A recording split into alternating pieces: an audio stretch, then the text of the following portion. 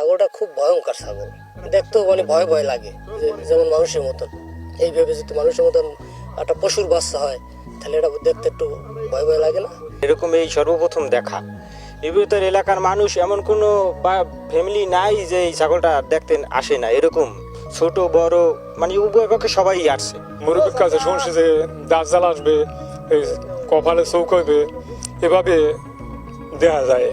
এখন তো মনে করেন যে এই যে পিছনে এই ঘুরে ঘুরে কয়ে গেছে যে দাজ্জাল আসবে শেষ জবানায়, তারপর কোরআন হাদিসে তারা যা দেখে বলছে শুনছে এগুলো বলছে, এগুলো মনে করা যায়। ছাগলটার কপালের উপরে দুইটা চোখ, আর এটার নাক ছিল না, আর মানে এর মুখ থেকে এক পাশ থেকে একটু জিভ বের হইতো এরকম।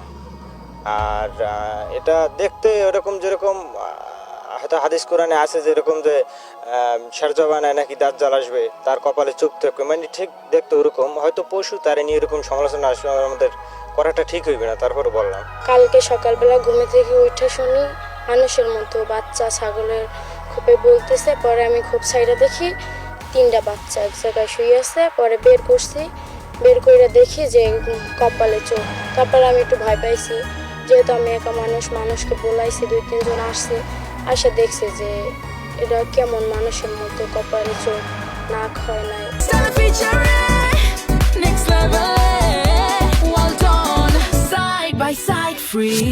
গতকালকে আমি আইয়া দেখছি, তারপর দেখার পর দেখছি আমি মুখটা হয়েছে এই সাইডটা, চোখ দুটো হয়েছে এই জায়গা। তা আমি ওরা কই গেলাম, কোথায় একটু পিঠার খাওয়াইস, যেহেতু দুধ খাইতে কষ্ট, পিঠার খাওয়াইস। তো বাচ্চারা শক্ত হইলে বাচ্চারা মারা গেল কি কারণে বুঝলাম না। এটা দেখে মনে হয়েছে যেগুলো আল্লাহ তাআলার কীর্তিক, ওই আল্লাহ তাআলার কুদরত দেখার জন্য, যে এমন একটা ঘটনা আশ্চর্যজনক ঘটনা আমাদের ইতিপূর্বে আমাদের এই এলাকার ঘটে নাই। তো এটা আমরা সচক্ষে দেখার জন্য আসছিলাম যে আল্লাহ তাআলার কুদরত এখানে কি হয়েছে আর কি দেখার জন্য। তা এসে শুনলাম যে সেটা মাটিও দেওয়া হয়ে গেছে, মারা গেছে। তো আল্লাহ তাআলার কুদরতে কোনো সন্দেহ নাই। এটা আল্লাহ তাআলা কীভাবে দেখাইছেন, কীভাবে দেখাইবেন, আর এইভাবে আরও অনেক কিছু ঘটবে। কিয়ামতের আলামতগুলো, কিয়ামতের পূর্বে আরও অনেক কিছু ঘটবে, আমরা দেখতে পাবো। তো এটা এই ঘটনাগুলো ঘটে এই জন্য যে আল্লাহ তাআলা আমাদেরকে সতর্ক করেন এর মাধ্যমে।